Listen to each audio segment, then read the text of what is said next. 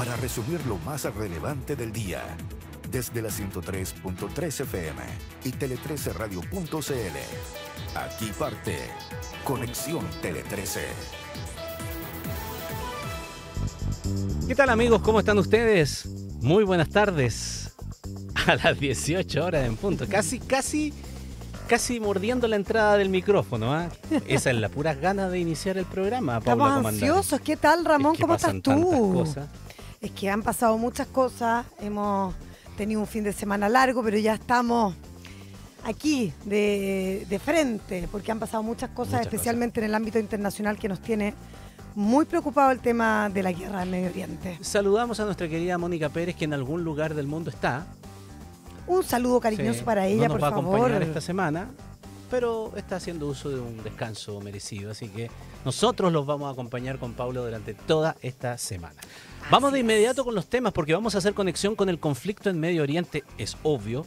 El líder supremo de Irán, Ali Khamenei, afirmó que no aceptará el acoso por parte de nadie bajo ninguna circunstancia tras el ataque contra la base estadounidense en Qatar en represalia a lo que fue el bombardeo de Estados Unidos a instalaciones nucleares iraníes. En tanto, en Tele 13 Radio, el canciller Alberto Van Claveren advirtió que la situación puede tener consecuencias extremadamente negativas. También vamos a repasar la detención de una banda dedicada a internar droga desde el norte de Chile.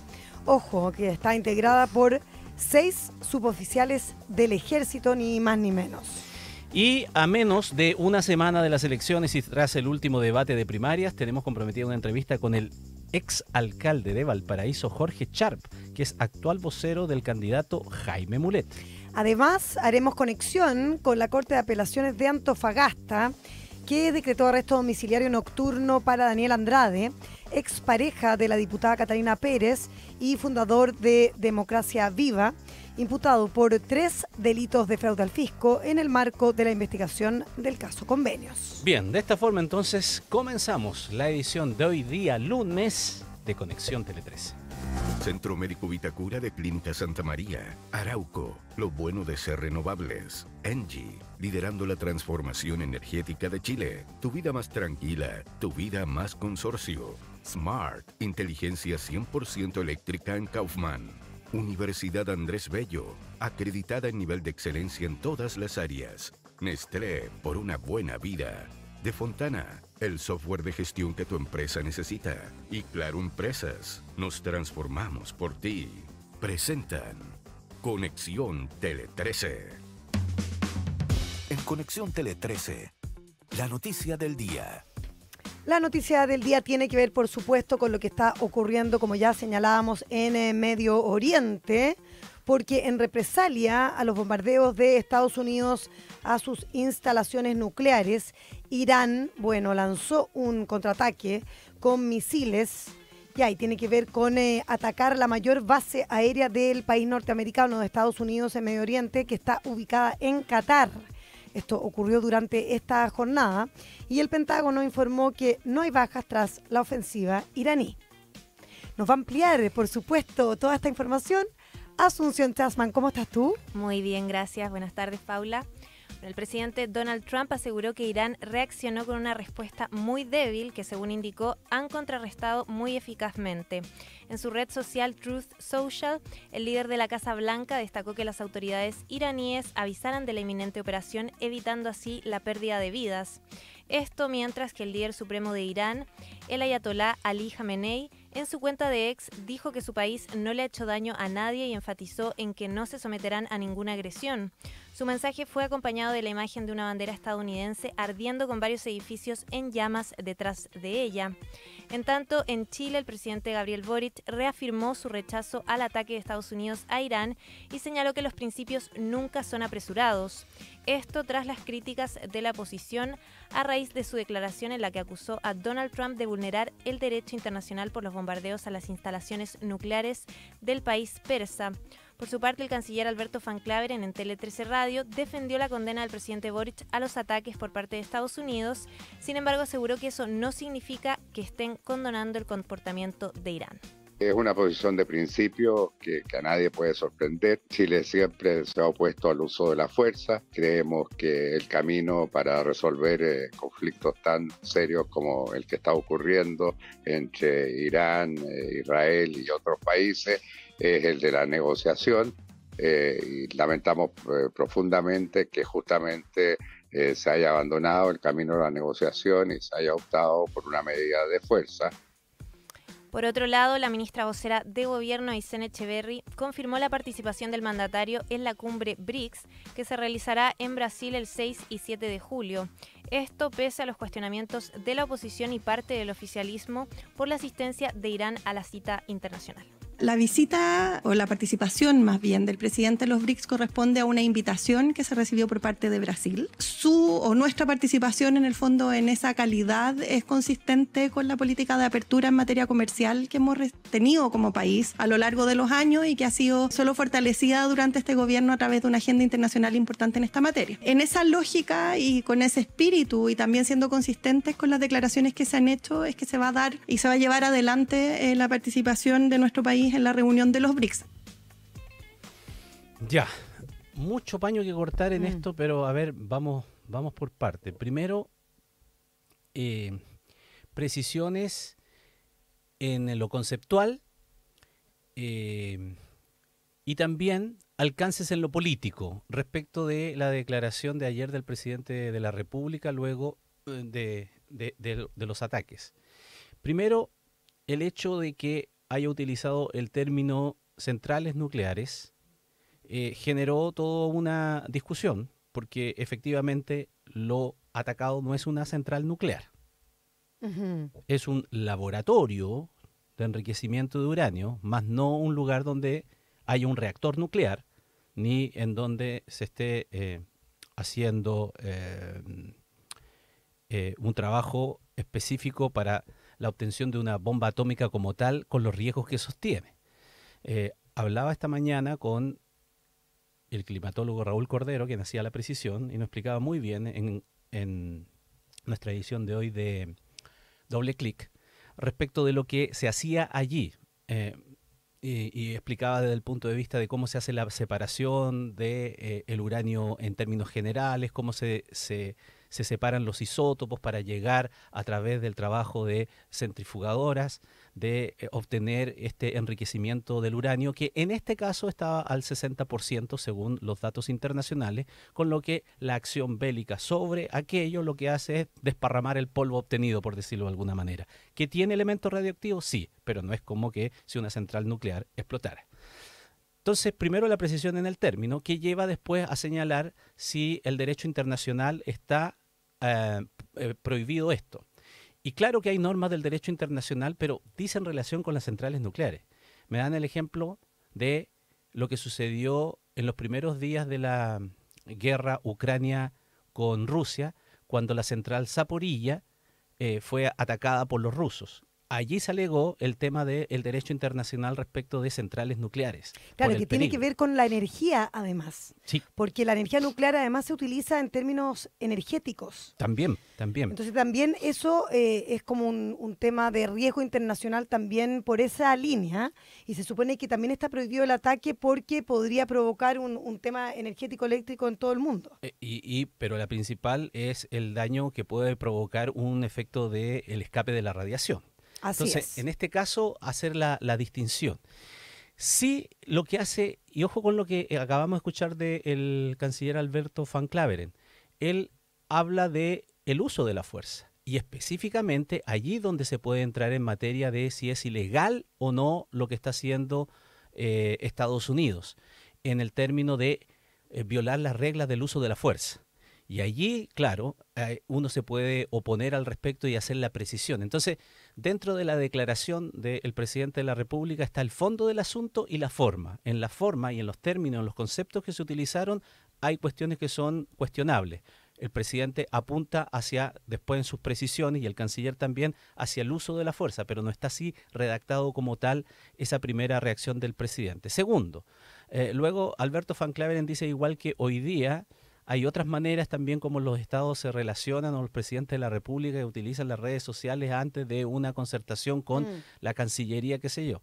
Bueno, las cosas que ocurran de hecho no significa que necesariamente sean tal vez las más correctas de hacer, porque uno alega justamente lo mismo de Donald Trump, que todo lo hace, incluso los bombardeos lo anuncian por las redes sociales, y también los engaños de los bombardeos también lo hace por las redes sociales. En fin, y por último, para contextualizar, Chile se puede oponer a una cuestión así cuando se tiene mayor posibilidad de plantear una cuestión como un Estado independiente, por decirlo de alguna manera. Es como cuando ocurrió el suceso de la invasión de Estados Unidos a Irak, en donde el gobierno del presidente Lagos le dice no a George Bush, y lo hace no porque se le ocurriera y porque no le gustó nomás, sino que porque Chile en ese instante era miembro del Consejo de Seguridad de Naciones Unidas. Hay muchos ojos puestos en cómo actuó y reaccionó Ricardo Lagos. Por lo tanto, era distinto. Respecto del presidente Boric. Podía decir, porque podía decir, oye, pero Lagos hizo lo mismo. Lagos lo hizo dentro del contexto de que Chile era miembro del Consejo de Seguridad de Naciones Unidas y por lo tanto la opinión de Chile era importante en tanto cuanto era parte de ese organismo. Claro. Y no somos parte del Consejo de Seguridad. Porque en ese momento el presidente estadounidense necesitaba los votos de un número importante de países. Y fue muy difícil porque hubo una llamada telefónica directa con Ricardo Lagos, hubo mucha presión y finalmente él, entonces mandatario, dijo que no y no estuvieron los votos de Chile para esa guerra. Ahora, lo que se dice de ahora respecto del presidente Boric es que no había necesidad de tomar una postura y de causar ahí cierto revuelo, sobre todo porque lo hizo en redes sociales, porque además estamos en un momento complejo respecto de Estados Unidos y su actuar con los demás países en el mundo. O sea, hay negociaciones pendientes que pueden afectar a nuestro país y a las decisiones que tome el presidente norteamericano. Claro que sí. Y ahí se mezcla entonces también la oportunidad o no, lo conveniente o no que sea el hecho de que participe en esta reunión BRIC. Es cierto que está desde antes, no es verdad, pero bueno, ahí ya es una cuestión de una opinión política en ese punto de vista, ¿no? Claro. De la conveniencia, de la prudencia, de la cautela o no respecto de participar o no en esta situación. Lo único que podría decir yo es que hay una... yo le tomo en serio las cosas que dice Donald Trump, no porque sean verdad, sino que porque le da lo mismo, lo hemos visto ya, o sea, ponerlo a prueba. Y él, en las últimas declaraciones del gobierno de Donald Trump, en la antesala de lo que es la Asamblea General de Organizaciones del Estado Americano de la OEA, le ha pedido a América Latina que elija de qué lado va a estar. O sea, está claramente como mandando una señal. Claro, y esto es porque los BRICS, quienes participan de ese organismo, ¿verdad? Participa precisamente Irán, que estamos justo en el tema de la guerra entre Irán e Israel, en la que se involucró directamente Estados Unidos, y además participan otros países como China y Rusia que están del otro eje. O sea, por lo tanto, una participación en esta cumbre, algo como dices tú, se dice con eso, hay una señal, hay un guiño. Y lo decía más temprano el canciller acá en Tele 13 Radio, que claro, no se puede saber hasta último momento si el presidente va a participar o no, pero lo que ha dicho hasta hoy por lo menos es que sí, es que van a cumplir con esa promesa y van a estar a principios de julio participando en esta reunión. Ahora, hay temas, Ramón, que hay que analizar, hay mucho disgusto, mucha molestia en Estados Unidos, del Congreso específicamente, no solamente del mundo demócrata, también del mundo republicano, por esta decisión de Donald Trump, que la da a conocer por medio de sus redes sociales, de su propia red social, pero además que no cuenta con la venia del Parlamento, y eso lo hace, o al menos genera un cuestionamiento de si fue una decisión constitucional o no, que también es muy grave. Es divertido esto de los conceptos, porque valen para todos lados. En Estados Unidos también es una lucha de conceptos para tratar de justificar una ilegalidad o no de ese punto de vista, o una prudencia o una determinación que puede tomar el presidente de Estados Unidos por sí y ante sí sin pasar por el Congreso, cuando su vicepresidente recalca una y otra vez, esto no es contra Irán, es contra su programa nuclear, como si las cosas fuesen distintas, ¿no? O sea, el programa nuclear es de Irán y están bombardeando instalaciones iraníes. Entonces, es en los hechos un bombardeo que uno podría interpretar como una declaración de guerra abiertamente. Es complejo, Ramón, hay mucha preocupación, los medios internacionales así lo están sugiriendo respecto de lo que va a hacer Estados Unidos ahora, tras el ataque, ¿verdad?, que hace Irán en Qatar. Todos los vuelos internacionales están detenidos en esa zona. Y lo que se piensa es si va a haber una escalada o no y cómo va a atacar Estados Unidos, porque el propio presidente, Donald Trump, dijo que va a responder con más fuerza a cualquier tipo de represalia. Y ya la tenemos durante esta jornada. Y vamos a ver cómo se va a seguir desarrollando esta guerra que tiene, bueno, a todo el mundo con total preocupación. Conexión Tele 13. Tras una investigación interna y una denuncia de la propia institución castrense, el OS7 de Carabineros detuvo a 6 suboficiales del ejército acusados de ser parte de una banda criminal que transportaba droga a Santiago desde el norte del país. Los sujetos fueron dados de baja y serán formalizados este jueves por el Ministerio Público. Además de los 6 exfuncionarios de la Brigada Acorazada Cazadores de Pozo Almonte, también detuvieron a un civil que previamente había sido parte de las filas del ejército. Desde Carabineros reportaron que en el marco de esta indagatoria se incautaron 161 kilos de cocaína y 29 kilos de pasta base, avaluados en más de 3.000 millones de pesos. Por su parte, el Ejército, a través de un comunicado, señaló que han colaborado con la Fiscalía Regional de Tarapacá, poniendo a su disposición todos los antecedentes requeridos. Además, la institución manifestó su rechazo a cualquier comportamiento que sea constitutivo de delito y afirmó que están fortaleciendo los protocolos de control interno para prevenir que este tipo de situaciones se repita. En tanto, la ministra de Defensa, Adriana del Piano, calificó como grave e inaceptable lo ocurrido y aseguró que están evaluando medidas al respecto, entre ellas la rotación de los militares que van al norte. Además, detalló que sostendrá un encuentro el próximo miércoles con todos los comandantes en jefe del ejército para abordar esta situación y también la vulneración de algunos regimientos. Sí, la verdad que es extremadamente grave este actuar de esta brigada, donde caen estos 6 suboficiales que son del ejército, que debiesen de estar protegiendo a nuestro país, y lo que están haciendo es visar y dejar que la droga entre a nuestro país. Y es curioso, Ramón, porque la denuncia nace, de hecho, en la misma institución, al interior de la institución del ejército, por lo que la Fiscalía de Tarapacá llevó adelante toda esta indagación, pero lo hizo como de manera bien parcelada y gradual para que cayeran todos los que participaban. El modus operandi es bien llamativo, porque ¿cómo hacían para internar la droga desde el extranjero a Chile? Escondían toda la droga ellos mismos en los chasis de los autos con que entraban. Entonces encontraron que los tenían sumamente escondidos, porque además, después de abrir los chasis, imagínate, abrir el esqueleto de los autos, después los soldaban, entonces la escondían ahí, era mucho más difícil de detectar. Y cuando la policía como advirtió que estaba ocurriendo esto, quiso intervenir de inmediato, pero detuvo a un par y después dejó que los demás personajes que estaban actuando en esta banda llegaran hasta la región metropolitana, o sea, llegaron hasta Santiago, porque lo que querían ver era conocer como el modus operandi y cuál era el fin y a quiénes se les estaba distribuyendo la droga. Entonces, claro, detienen a 5 personas primero y después eran 4 suboficiales y un civil. Y luego, en la región metropolitana, dieron órdenes de entrada, registro en 8 inmuebles ubicados en distintas comunas. O sea, imagínate todo lo que tenían tejido aquí: Lampa, La Reina, Pozo Almonte, Alto Hospicio e Iquique. Y lograron la detención de otros 2 funcionarios adicionales con esta droga, que eran, como decía Asunción, muchos kilos, 192 kilos de cocaína y pasta base, todo avaluado en ni más ni menos que 3.000 millones de pesos. Ese es más o menos lo que ocurrió y cómo se logró la detención de estos 6 suboficiales, que además tenían un rango bastante mayor. Bastante mayor, sí, eso es lo preocupante. Además, los detalles que cuentas tú de cómo lo ingresaban es bien llamativo, ¿eh? Además que estaban escondidos en chasis, al revés, en este chasis. Que es como el esqueleto del auto. Claro, soldado y todo, y en ladrillo. Así como en las películas, los ladrillos de droga así estaban, escondidos, soldados encima, para que no pudiesen ser detectados, pero igual los detectaron. Bueno, ahora, varias formas de ver esto, ¿no?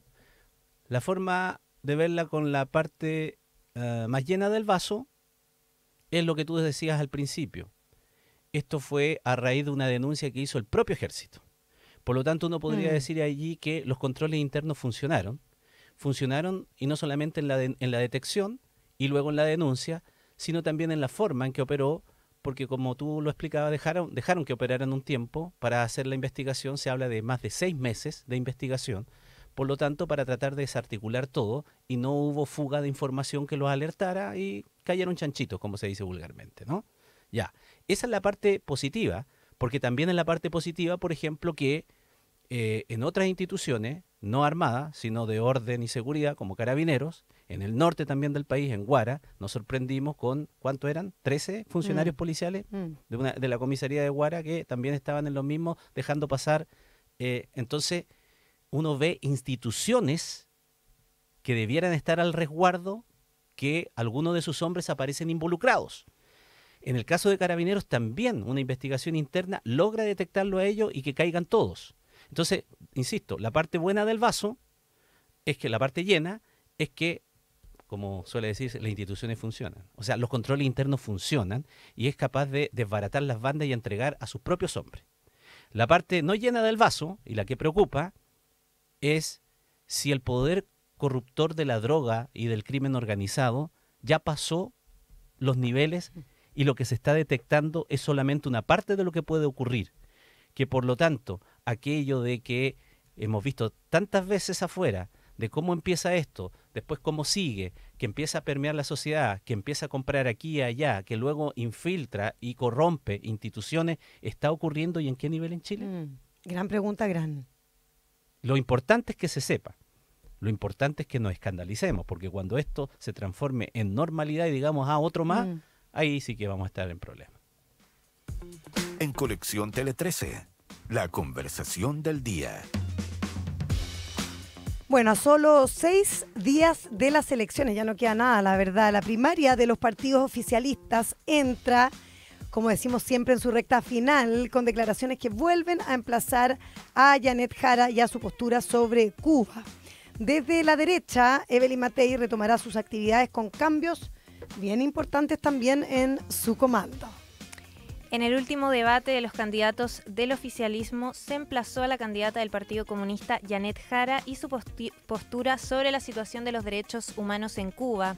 Esta mañana, Carolina Toá señaló que la ciudadanía tiene derecho a saber las diferentes posturas de los candidatos y más tarde Jara respondió al emplazamiento de sus contendores. Yo no soy una persona que va a dar la respuesta, soy una persona bastante clara y lo que pienso lo digo. En torno a Cuba, efectivamente creo que Cuba tiene problemas internos, tiene que solucionarlos y los derechos humanos se deben respetar en todos lados. O sea, yo entiendo que hay informes internacionales respecto de presos políticos y eso me parece que son vulneraciones a los derechos humanos. Nadie debe estar preso por su idea. En el Frente Amplio, la jefa de campaña de Gonzalo Vinter, la diputada Gail Jomans, también arremetió contra la ex ministra del Trabajo, especialmente a su propuesta en seguridad, manifestando su preocupación por los 2 párrafos dedicados al tema en el programa de Jara. En conversación con La Tercera, planteó que con una propuesta así no ganamos a la derecha en noviembre. En tanto, desde la otra vereda, la candidata presidencial de Chile Vamos, Evelyn Matei, retomó sus actividades tras una pausa en su campaña por razones de salud. En su comando confirmaron que reformulará su sistema de vocerías con un nuevo modelo de trabajo para enfrentar la etapa post-primarias. Ya, menos mal que queda, ¿cuánto? Quedan 6 días, no queda nada. Porque fue tomando color, lo decíamos el otro día, ¿no? Fue tomando color y que al principio era muy fome esta primaria porque decían todos los mismos, parecían todos amigos y nada, y luego comenzaron a diferenciarse. Lo que es lógico que ocurra, a mi modo de ver, yo no dramatizo tanto en ello, desde el punto de vista de que las diferencias se tienen que manifestar y qué bueno que se manifiesten.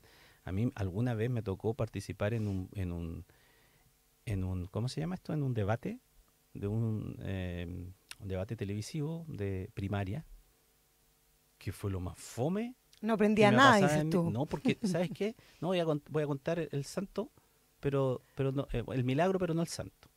Se acerca uno de los jefes de campaña en los comerciales y nos dicen a los periodistas que estábamos, no se esfuercen muchachos, si no van a pelear. No van a pelear, no los van a hacer pelear. Claro, ¿cuál es la idea entonces de esa primaria? Entonces, no es que uno quiera que peleen, que se agarren a combo, pero que manifiesten diferencias, porque si no, ¿para qué van a primaria? Conocer sus posturas, por supuesto. Y no había caso. Uno decía naranja y el otro decía, la naranja es dulce. Después el otro decía manzana, sí, a mí también me gusta la manzana. Fome. No solamente fome, sino que irreal.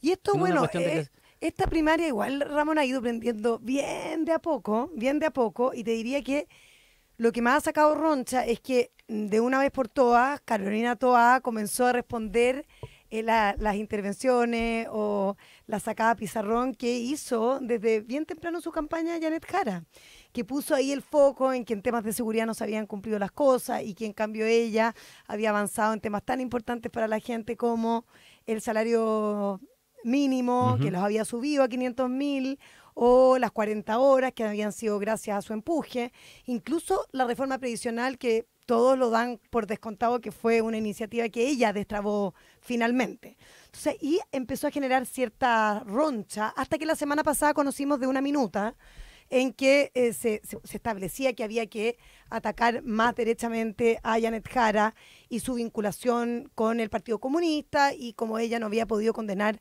regímenes autoritarios como Cuba o Venezuela, y se puso más dura la cosa, con incluso Carolina Toá recalcando que Janet Jara no contestaba las preguntas en general en los debates, y esta cuestión de que suena muy dulce Janet Jara, que suena muy cercana a la gente, ha hecho un gran trabajo, dicho sea de paso, en redes sociales, pero que al final se desdibuja un poco su vinculación real con lo que es el Partido Comunista propiamente tal, ¿no? Claro. Y la pregunta que va a quedar rondando, porque ya el ambiente está establecido de esa manera, es qué va a pasar el día después de la elección, o la noche después de la elección. ¿A qué hora se van a conocer los resultados? Temprano, ¿no es cierto? Temprano. Esto va a estar listo a las 8. Sí, 7 de la tarde, dicen. Ya, 7 de la tarde. 8, colocémosle como un margen. Ya. Quiero saber qué va a pasar a las 8 con un minuto. En donde la forma importa mucho, y a lo mejor en la forma se va a decir, se respalda, sí, bueno, se respalda el que ganó porque esto es el acuerdo y de eso se trata en las primarias. Pero me pregunto yo, Paula, ¿qué va a pasar después en los hechos? El día después. En los hechos propiamente después, de quién, independiente de quién gane, si el perdedor o los perdedores. No necesariamente estoy hablando de la candidata o el candidato que salga perdedor respecto de el compromiso que tiene de haber una primaria y después decir que va a apoyar al otro, sino que el resto, las huestes, si empiezan a haber descuelgues, como ha ocurrido en el pasado. Claro, súper importante el día después. Primero, por varias cosas, hay varios ingredientes interesantes. El primero es que va a marcar mucho el cómo va a actuar Chile Vamos y el comando de Evelyn Matei, dependiendo de quién es la ganadora o, digamos, la ganadora más bien de esa primaria, ¿ya? Pero también es interesante porque de partida vamos a conocer el nivel de participación e interés que provocó finalmente esta campaña a primaria, porque vamos a ver si que van a votar lo que se espera, que podrían ser 2 millones de personas. Muchos ponen en duda que ese sea un número que se vaya a cumplir y se piensa que van a votar bastante menos personas que eso. Pero bueno, eso respecto de la última elección primaria también, que fue la de Gabriel Boric, ¿verdad? Pero también es interesante porque muchos ponen en duda cómo el socialismo democrático se va a poner detrás de una persona comunista, y que ha sido militante comunista durante tantos años. Y ahí se ha puesto la cuestión de si Janet Jara Ramón va a renunciar al Partido Comunista. A mí me dicen cercanos a Janet Jara que lo ven muy improbable, porque ella considera que la gente tampoco es tonta. Nadie cree que porque Janet Jara renuncie va a dejar de ser militante comunista. Pero lo que ahí la estrategia que se está generando es que algún otro partido, por ejemplo la Democracia Cristiana, para alinearse a una candidatura de Janet Jara, solicite su renuncia de modo de que ella represente a una coalición más amplia, que por ahí podría venir la mano. Pero como decimos, por eso es tan importante el día después y lo que ocurre el domingo y cómo va a mover las distintas candidaturas, quién sea esa, digamos, ganadora, porque ya está claro más o menos cómo están las cosas. Hay muchas dudas si va a ser Carolina Toá o Janet Jara. Conexión Tele 13. Bueno, hablamos al principio de las hostilidades, ¿no?, del Medio Oriente. Esta noticia de este instante, de carácter urgente, ya lo están tocando todo el mundo, lo está tratando todo el mundo. Hay un, al modo de Donald Trump, Al modo de él, sí. que anuncia a través de su red social cosas importantes. Dice, lo vamos a leer textual, ¿ah? Dice, felicitaciones a todos. Israel e Irán han acordado plenamente que habrá un alto al fuego total en aproximadamente 6 horas cuando ambos países hayan completado sus misiones finales. Durante 12 horas sería ese alto al fuego, Ese momento en el cual se considerará que la guerra ha terminado. Oficialmente Irán iniciará el alto al fuego y a las 12 horas Israel lo iniciará y a las 24 horas el mundo anunciará oficialmente el fin de la guerra de los 12 días. Durante cada alto al fuego, la otra parte se mantendrá pacífica y respetuosa, suponiendo que todo funcione como debería, que así será. Estoy leyendo textual a Donald Trump. Felicito a ambos países, Israel e Irán, por su resistencia, coraje e inteligencia para poner fin a lo que debería llamarse la guerra de los 12 días. Esta es una guerra que podría haber durado años y destruido todo Oriente Medio, pero no lo hizo y nunca lo hará. Que Dios bendiga a Israel, que Dios bendiga a Irán, que Dios bendiga a Oriente Medio, que Dios bendiga a Estados Unidos de América y que Dios bendiga al mundo. Así es. Donald Trump. Todo esto se produce, sí, se produce después de 12 días de intenso. Le puso nombre a la guerra incluso. Sí, le puso nombre, tal cual. Ahora, claro, como hubo una guerra de los 6 días. La guerra de los 12 días ahora. La guerra de los 12 días. Claro, 12 días de intensos ataques cruzados entre Israel e Irán, que claro, iniciaron toda esta ofensiva que marcó también el involucramiento de Estados Unidos directamente y ha causado mucho ruido a nivel internacional de cómo puede escalar esto. Veamos qué pasa. Este es el anuncio de Donald Trump. Pero claro, las cosas están tan líquidas, Ramón, que tenemos que estar ahí a la espera, viendo si este cese al fuego se cumple o no.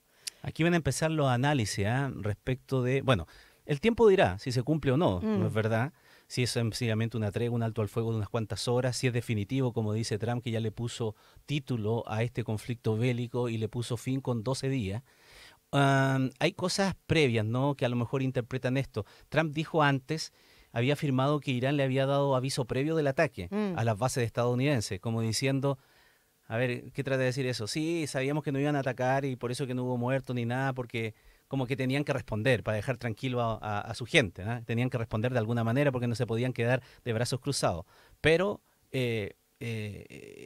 como que era eso y nada más. Y ahora sale con esto. Entonces hay efectivamente negociaciones por debajo, la amenaza de Estados Unidos de seguir sobre ello. Le entregó más detalles a Irán para buscar una salida, aunque sea intermedia en este instante, o es sencillamente una pausa para poder reorganizarse y seguir las hostilidades. Bueno, lo veremos, pero en vista de Trump, según él, la guerra terminó.